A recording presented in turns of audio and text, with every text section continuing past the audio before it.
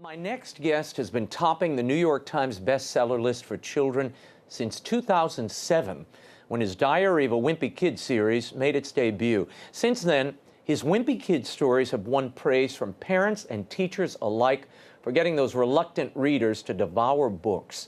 The 11th and latest installment of the Wimpy Kid, called Double Down, is out now. I sat down with Jeff Kinney to discuss his work, the power of great storytelling, and the faith of his Wimpy Kid. Here's my exclusive interview with Jeff Kinney. Okay. Jeff, you grew up in Fort Washington, Maryland, right? Very near here. Your father worked at the Pentagon? I did indeed, yes. How did all of that shape what would become your life's work, Diary of a Wimpy Kid? I had a really ordinary childhood, and I think that that was really good for me because ordinary things happen. I didn't have anything extraordinary happen to me. But I think that I had a normal childhood, and that was really good fodder for the type of writing I do. Realistic fiction, writing about situations everyone can relate to. Now, you started cartooning when? I know in your college newspaper you created a character called Igdoof? Igdoof, that's how you pronounce it. Who is Igdoof? Igdoof? Good job. Igdoof was an awkward freshman. He was a strange-looking character, and he's the character that I wanted to take forward. I wanted to become a syndicated newspaper cartoonist, but I tried it for about 3 years, couldn't break in, and had to find a different way in. Who were your inspirations?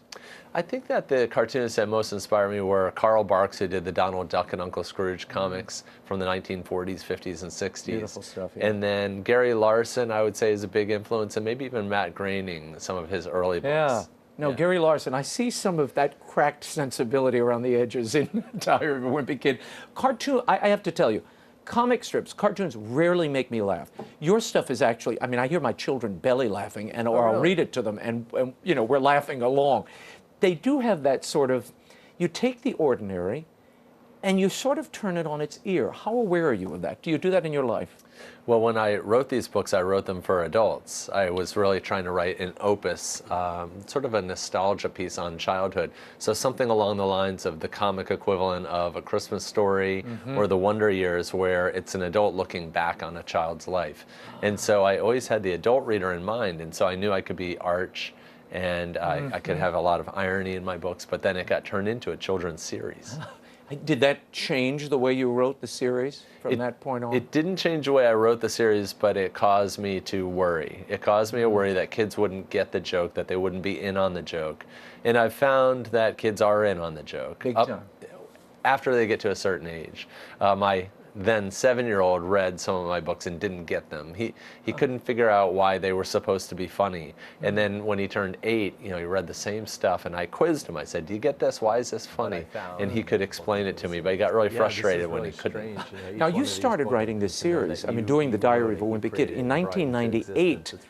But then in May of 2004, you post them online. That's right. And they were installments, right? Right. So why did you do that? I started posting them online because our website, the website that we worked for at the time, Funbrain, had a big audience, and there was a need to get people to be reading in the summertime. And so I thought it was a great opportunity for me to start putting together what I had written and start posting it. It just predated blogs, so that was kind of a novel idea at the time, which was posting something new every day and having an eager audience. What was the genesis of Greg Heffley? And is there any connection between Greg Heffley and Jeff Kinney? Well, I think you can hear it right in the names. If you put one name on top of the other, right, the meter is there. And that's about as close as Greg gets to me, is that the meter is there, but the specifics aren't. Really? Greg is really an exaggerated version of myself. He's very flawed. He's got my flaws, but they're a little bit amplified. And in some cases, my flaws are deeper than Greg's. Tell me about PopTropica. PopTropica. Where did that come from? Well, you said it with an accent. I know. I'm giving it a little Latin flair. Flavor. Right? Yeah. PopTropica was an idea I had when I was mowing my lawn. This idea that you would go on a virtual world, into a virtual world, and go on different islands and have different experiences and quests. Something really unique and unusual, and it's gotten a huge audience, hundreds and hundreds of millions of kids. No, it's an enormous. I mean, and of course, but there's a tie-in between Greg and the Diary of a Wimpy Kid. I mean, he's got his own world and multiple islands, yes? Right, yeah, you've done your homework. Well, I don't do my homework. I look over the shoulders Right, of there some we of your go. 100 million fans who are Right. going on the site. What do you offer there? Why has that clicked, do you think? Well, PopTropica really is a direct descendant of the Uncle Scrooge and Donald Duck books that I read as a kid, where Carl Barks, this cartoonist, introduced me to my world. My whole basis of understanding of the world started with those comics. Religion, psychology, psychiatry, you know, geology, history, everything came from those comics to start with. And I knew that we had this privilege, the privilege and the responsibility to communicate a kid's world back to them. And they were reading about, they were experiencing things like Greek mythology for the first time. Right. And we had the chance to do that. So that's why it's been very edifying and rewarding. No, it's a lot of fun for kids. Tell me about, you say you didn't start out to help kids or teach kids to read, you sought out to entertain them. Yeah, and I still have that as my charge. I'm not trying to moralize to kids. I don't want my books to be amoral, but usually when an adult is writing for kids, they think, well, if I'm writing for kids, I must impart some sort of lesson that's a very grown-up sort of lesson, because that's your charge. Right. And for me, I think my charge is to put humor as a priority. And if you moralize to kids, especially writing for this age group, they can sniff it out, and they will, and then they'll be turned off to it. So run away from you. Yeah, I like the message that reading is fun. That's a good enough message for me. That's enough for you. How do you start? When you start a new book, where do you begin? Do you isolate a moment in your life or in the lives of your children? Where does the germ originate? I start with jokes. I know from experience I need 350 jokes to create one book. So I spend a lot of time just walking and experiencing life in different ways to try to get my brain working. I know the ideas are in there. I just have to figure out how to get them out. And this year I had a really unique experience. I knew I needed to get away to write, and I didn't know where I was going to go. So I literally went to the airport packed for a warmer climate. It was in the middle of the winter. And so I was packed for Florida. I live in Massachusetts. And then I changed my mind at the last second. I got the last ticket to Iceland. And so I showed up in Iceland without a winter coat, you know, with shorts and flip-flops. And I did my best writing there. Really? And I think I have to trick my brain that way. If my brain is comfortable, my brain is sort of like a kid with oppositional defiance disorder. Yeah, it only works if it's got something that contradicts it. Yes, exactly. So I have to sort of trick myself. And how long were you in Iceland? I was in Iceland for 5 days, and it was the best writing I did this year. And you wrote the whole book? You didn't write the whole book then. No, You but kind of framed it up. Yeah, I generated probably 70 out of the 350 ideas, which is significant. Wow. Now this is a book, we should say. It pioneered, I would say, the hybrid of comics as well as text.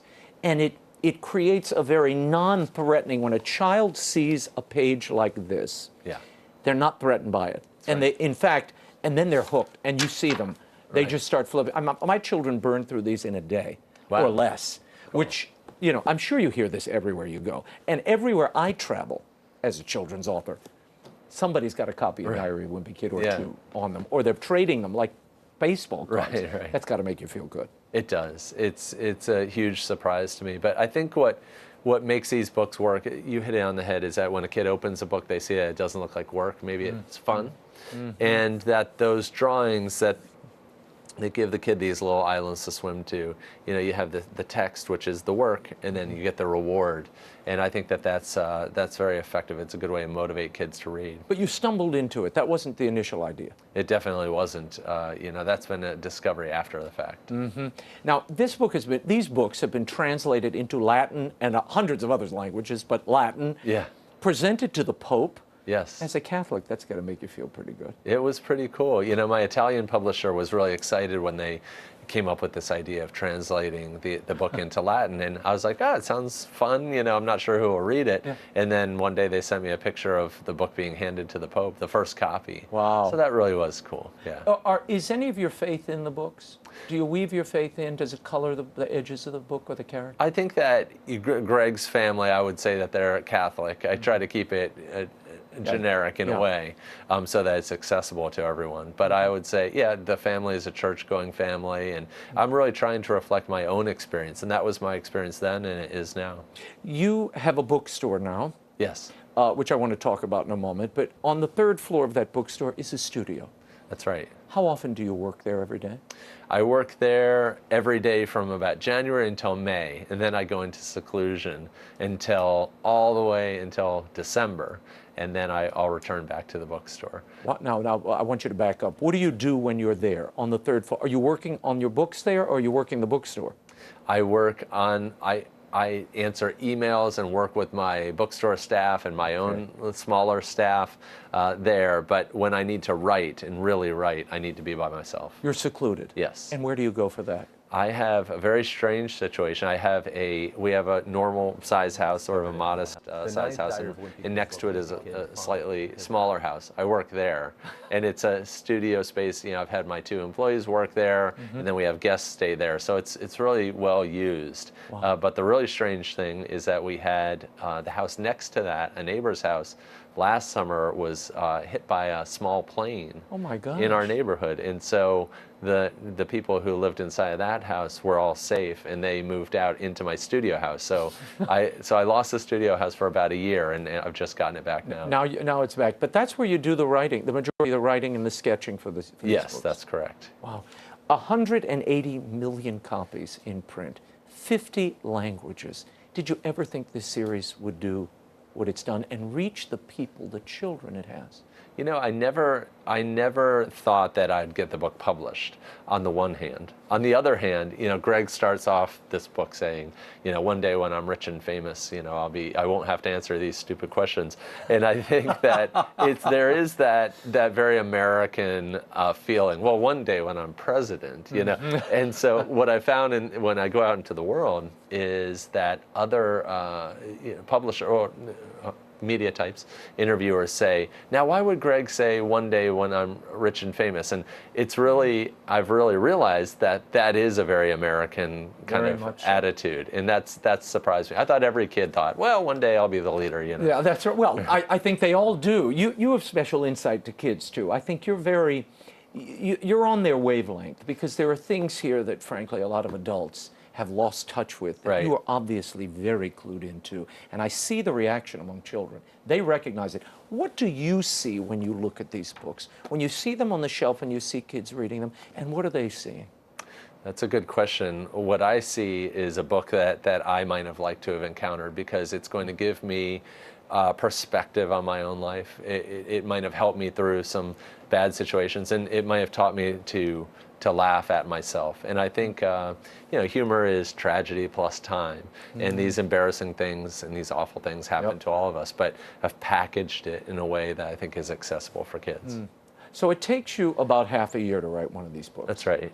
Do you ever get the feeling, here's the Conan Doyle question, is there any moment where you say, you know what, I'm going to push Greg off of Reichenbach Falls. I'm not doing another. This is it. He's going to go off to college, and I'm closing the door. Yeah, I've thought about that, but I have come to the conclusion. In fact, this book is called Double Down, because that's my state of mind.